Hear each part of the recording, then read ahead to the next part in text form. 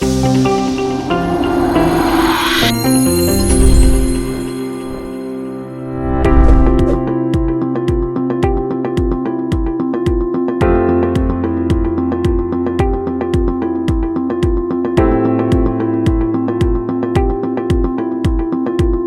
think you you kind of you're a mind reader, it seems. So so I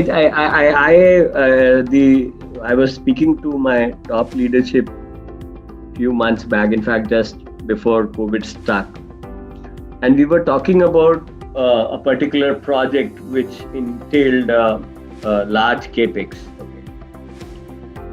And along with the large capex, it also had a running cost, which since it also had that opex element, periodic costs associated. So the only pitch I gave was that this investment which we are doing is not for today.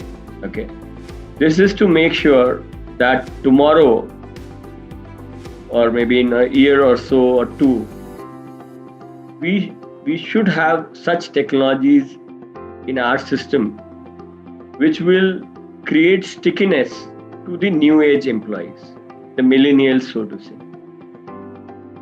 And I'll give you my take on this. It's so whatever any company for that matter is we call any organization a growing concern. An individual may or may not remain forever, but the company remains, that organization remains. That's the perspective of an organization, a company. Which means that in manufacturing, you have individuals who would have championed the particular process for maybe decades or 30-40 years.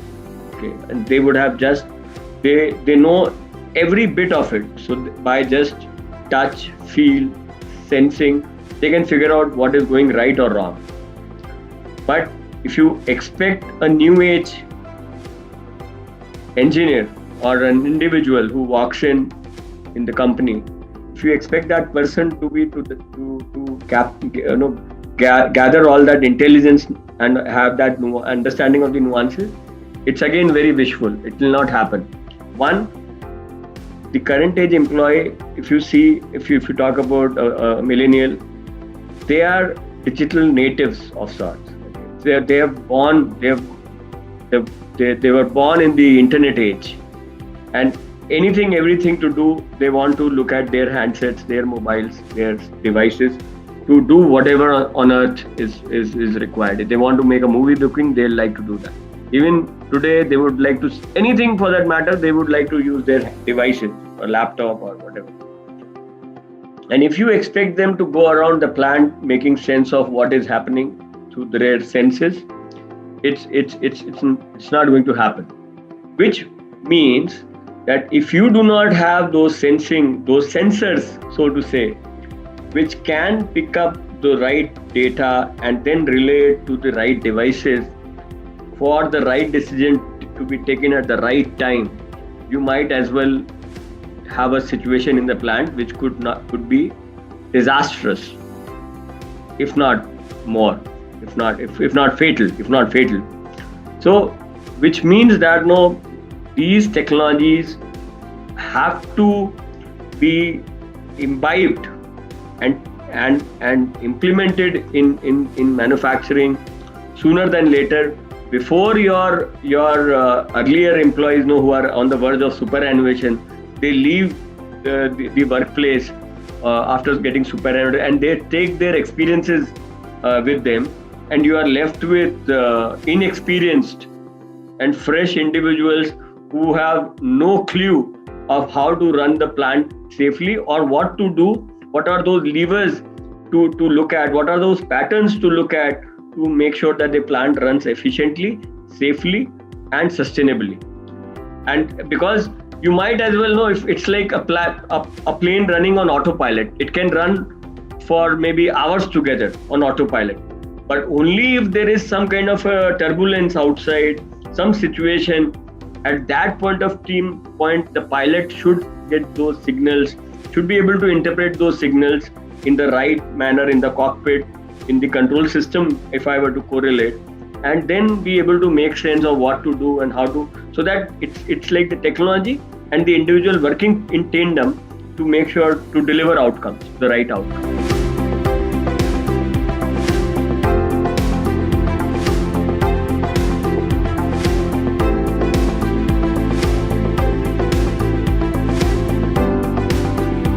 As I said, one is having a detailed view of the processes and the transactions which takes place to complete a process to achieve an outcome.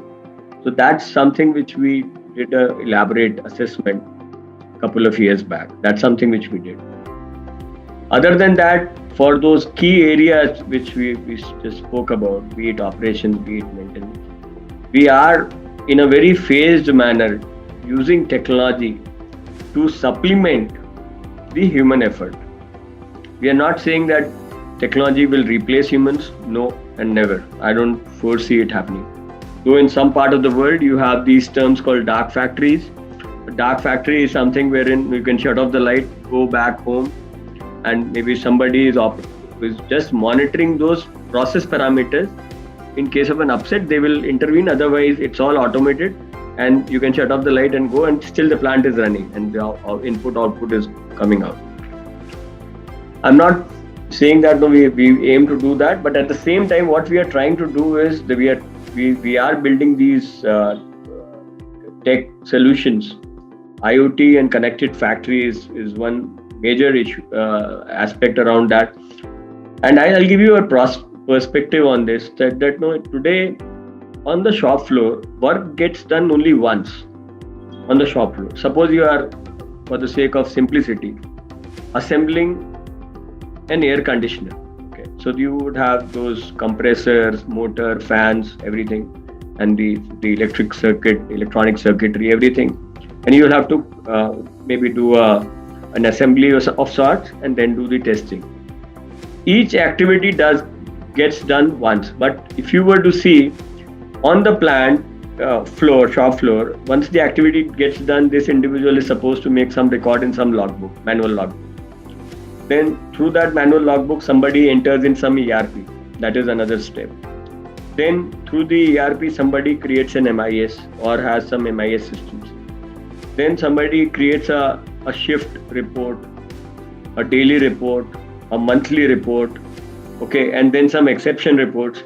So you can see, for just one activity which would have happened at some point of time, there are these multitude of layers of reportings, I would say, and you have so many reporters of sorts who are reporting at different layers and levels to whatever degree. It could be at a very high level, whatever, but somehow aggregating all these workflows and activities which have got done through the day or night, you are creating these reports, but these reports are coming out after a day, after a shift or whatever. In retrospect, what good is that report? That data is already dead, and the time that opportunity window has already gone.